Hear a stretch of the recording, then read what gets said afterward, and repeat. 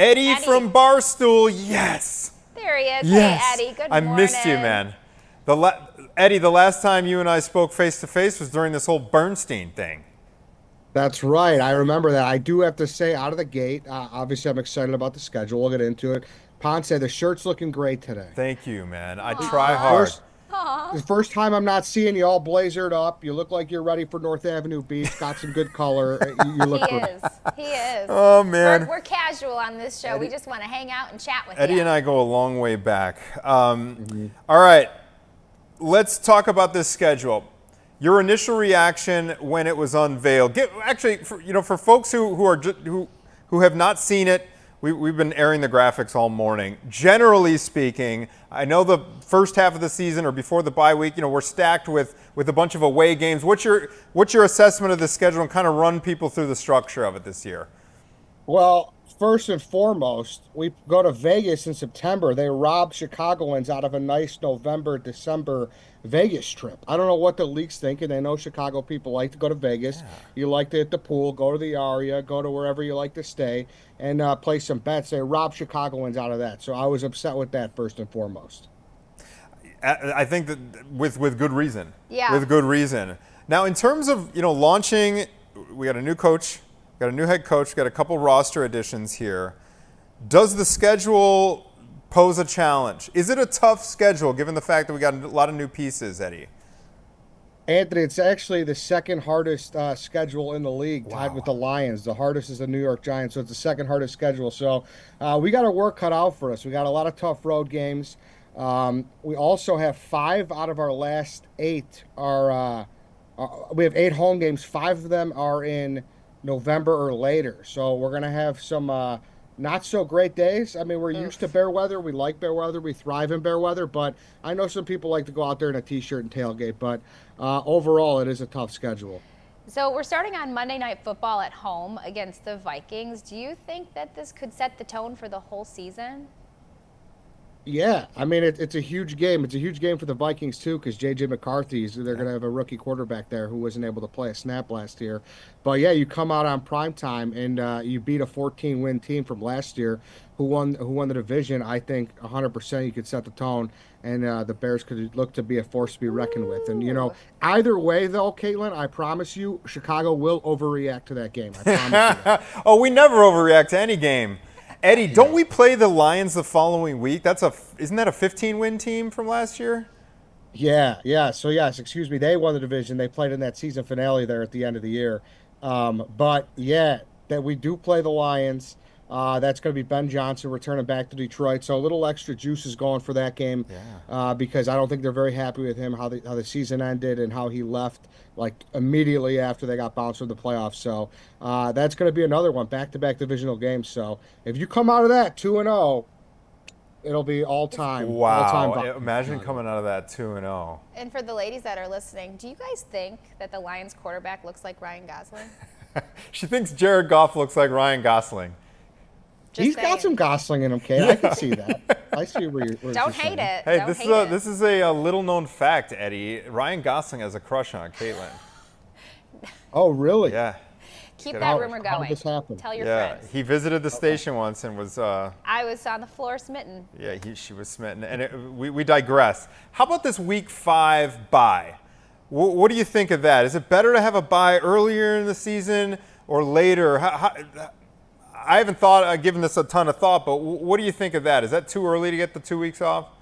Yeah, I think Week 5 bye should be illegal, and I think whoever gave the Bears a Week 5 bye should be in jail. I think it's total BS. Like, you finally get your footing. Like, you want a mid-season bye. You want to be able to get some guys back from injury.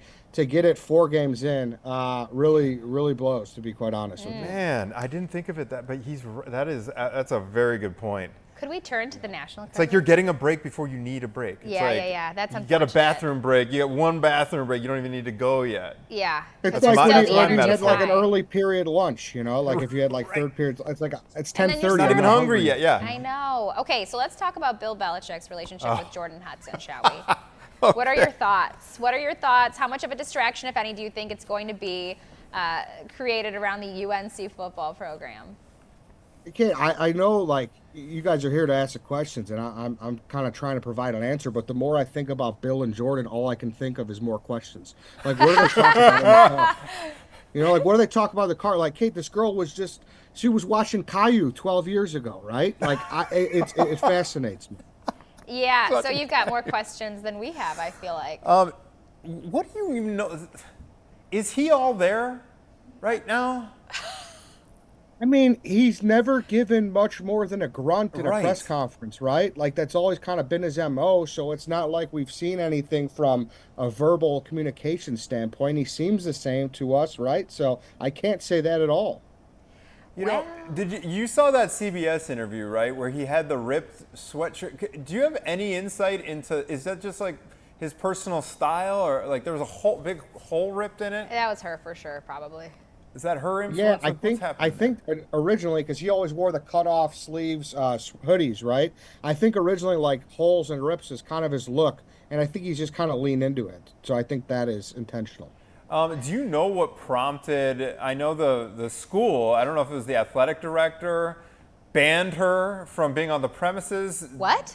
I didn't hear that. Is that true? So Whoa. that was reported, and then UNC refuted that claim. So I Oh, don't really know what's going on. If they were just trying to, stoke the flames, Yeah. and before things got out of hand. But I don't know. That one video I'm sure you guys saw where she walked onto the field and Yeah. the boots, like that was one of the most bizarre things too, even more so than the Good Morning America or the whatever that yeah, I think it CBS was on show. CBS. Yeah. Uh, Yeah, that's a head scratcher for sure. I don't know. I don't. I think, and I do think that like the true fans of football are just annoyed at the distraction. Like, let's just not. Can we not? Let's focus on the game. You know what I mean? Whereas we're like, wait, what's going on? Yeah, I'm just Give like me the elder details. abuse, elder abuse.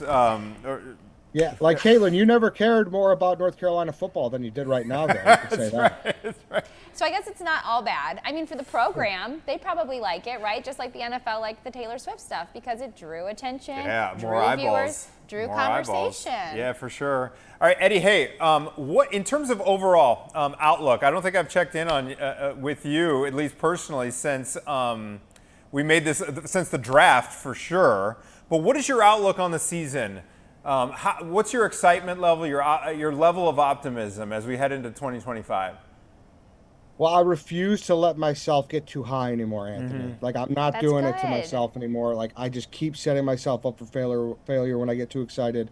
So I'm measured. I'm cautiously optimistic. I think we had the worst head coach in football last year. I think we have an awesome head coach now, and I think just that will cover up a lot of the warts from last year. However, like we talked about, the schedule's tough, so I don't think it's going to be overly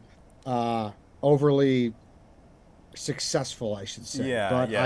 I am optimistic. What do you think about playoffs? Like, how does the tough schedule figure into our chances of getting into the playoffs this year?